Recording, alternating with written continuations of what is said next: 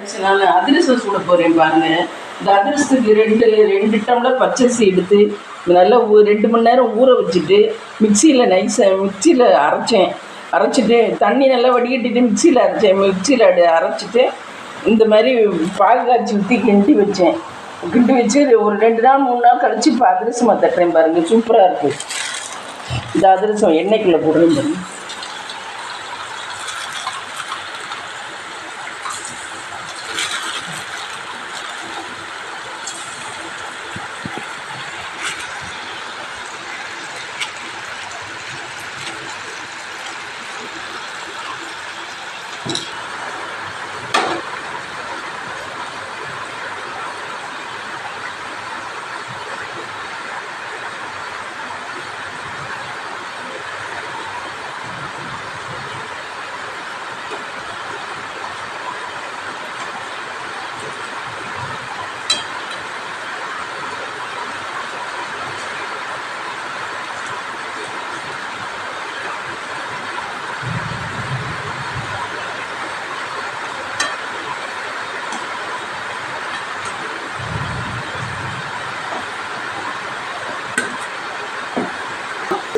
சூப்பராக இருந்திருக்கு.